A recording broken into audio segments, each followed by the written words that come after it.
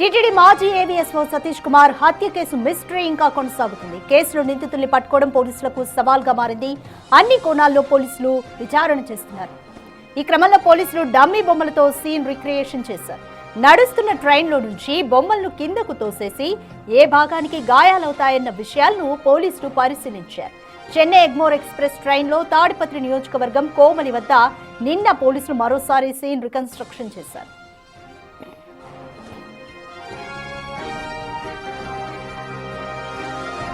గుత్తి railway station వద్ద మనిషి రూపంలో ఉన్న 3 బొమ్మలను ట్రైన్లోకి ఎక్కించారు. అనంతరం వాటిని ఫస్ట్ క్లాస్, 2 టైర్, 3 టైర్ బోగీల్లోని డోర్ల వద్దకు తీసుకెళ్లారు. ఆ తర్వాత ఇన్స్పెక్టర్ సతీష్ కుమార్ మృతదేహం పడిన ప్రదేశం రాగానే వాటిని ట్రైన్ నుంచి తోసేశారు. ట్రైన్లో నుండి కింద పడిన బొమ్మలు ఎన్ని మీటర్ల దూరంలో పడిపోయాయనే విషయాన్ని పోలీసులు పరిశీలించారు. ఈ మొత్తం సీన్ రికన్స్ట్రక్షన్ పోలీసులు డ్రోన్ కెమెరాల ద్వారా చిత్రీకరించారు. ఏఎస్పీ రోహిత్ కుమార్ చౌదరి పర్యవేక్షణలో ఈ సీన్ రికన్స్ట్రక్షన్ ను నిర్వహించారు.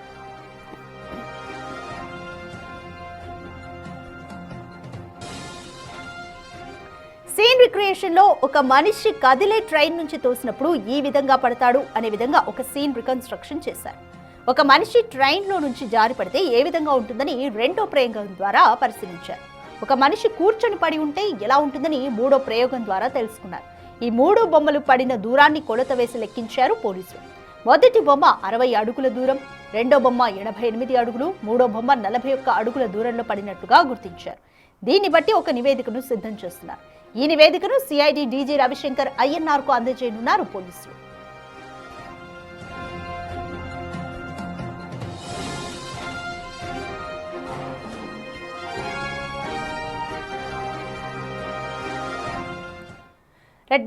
ఇదే విషయానికి సంబంధించి మోర్ డీటెయిల్స్ మా ప్రతినిధి యోగానంద్ మోర్ డీటెయిల్స్ అందిస్తారు. రైట్ యోగానంద్, ఇప్పటికీ 3 టైమ్స్ సీన్ రికన్స్ట్రక్షన్ చేశారు. సతీష్ మరణం ఏ విధంగా సంభవించి ఉండొచ్చు అని. సో ఈ 3 రికన్స్ట్రక్షన్ నుంచి ఎటువంటి రిపోర్ట్ను పోలీసులు తయారు చేశారు, అందులో ఎటువంటి అంశాలను మెన్షన్ చేశారు?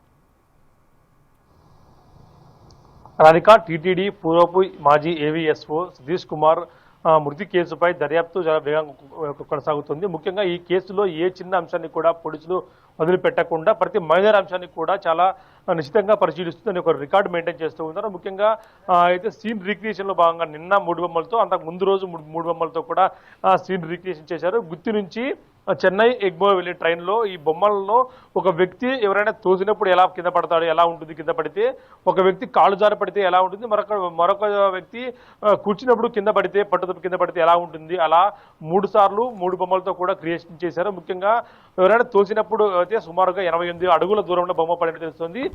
కాళ్ళు జారి పడితే సుమారుగా 60 అడుగుల్లో కూడా బొమ్మ మనకి పడినట్టు స్పష్టంగా కనిపిస్తుంది. అదే కూర్చున్నప్పుడు అయితే 41 అడుగులు మాత్రం పడింది. కాబట్టి ఈ విధంగా పొడితో ఒక అంచనాకి అయితే వచ్చినట్టు తెలుస్తుంది. ఈ మొత్తం రికార్డ్ అంతా మెయింటైన్ చేసి ఒక నివేదికను కూడా డీజీ రవిశంకర్ ఐఎన్ఆర్ కూడా అందజేయనట్టు తెలుస్తుంది. అయితే పూర్తి వివరాలు కూడా ఎక్కడా బహిర్గతం చేయలేదు పోలీసులు. ఈ కేసు చిక్కుముళ్ళు ఉండటం, సవాల్గా మారటం, అది కాకుండా సంచలనంగా ఉండటంతో కూడా కేసులో ప్రతి విషయాన్ని కూడా పోలీసులు నిశ్చితంగా పరిశీలిస్తున్నారు. ప్రస్తుతం అయితే కాల్ డేటా అయితే మొబైల్ ఫోన్ పగిలిపోవడంతో దానికి కాల్ డేటా కోసం ఎఫ్ఎస్ఎల్ పంపించారు. విజయవాడ, తిరుపతి నుంచి ఎఫ్ఎస్ఎల్ రిపోర్ట్ రావాలి. అదేవిధంగా పోస్ట్ మార్టం నివేదిక కూడా చాలా కీలకంగా మారే అవకాశం ఉంది. కాబట్టి పోస్ట్ మార్టం నివేదిక కోసం కూడా వేచి ఉన్నారు. అయితే హత్య అని కన్ఫర్మ్ అయిన తర్వాత ఎవరు చేశారు, ఎలా చేశారు, ఈ 2 విషయాల కోసం ప్రస్తుతం పోలీసులు దీనిపై చాలా ముమ్మరంగా దర్యాప్తు చేస్తూ ఉన్నారు. హత్య అని కన్ఫర్మ్ అయిన తర్వాత ఎట్లా చేశారు, ఎవరు చేశారు, ఎప్పుడు చేశారు, ఏ టైంలో జరిగింది అంతా కూడా పోలీసులు కనుక్కునే పనిలో పడ్డారు.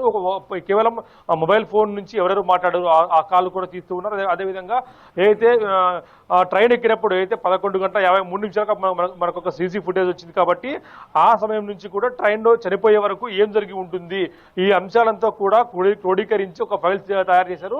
ఇప్పుడు ఎవరు చంపారు, ఎలా చంపారు అనేది మాత్రం మనకు తెలియాల్సి ఉంది. కాబట్టి దానికోసమే ఈ మొబైల్ ఫోన్ కానీ సీసీ కెమెరాల ఫుటేజ్ కూడా పరిశీలిస్తున్నారు. అధిక రైట్ యోగానంద్, సతీష్ మరణానికి సంబంధించి కుటుంబ సభ్యులు ఎవరి మీద ప్రధానంగా అనుమానాన్ని వ్యక్తం చేస్తున్నారు, అలాగే నిందితుల గురించి ఇప్పటి వరకు ప్రాథమికంగా ఎటువంటి అప్డేట్స్ ఇస్తున్నారు పోలీసులు?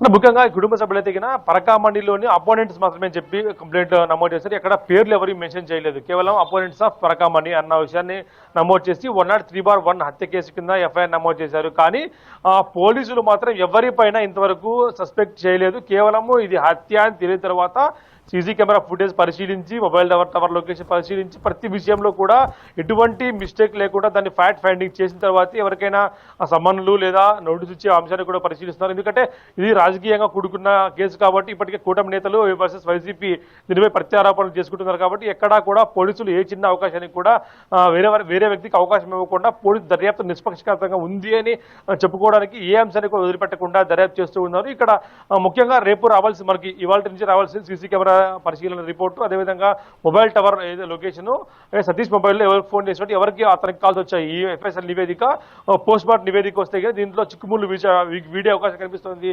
Radhika, thank you Yoganand.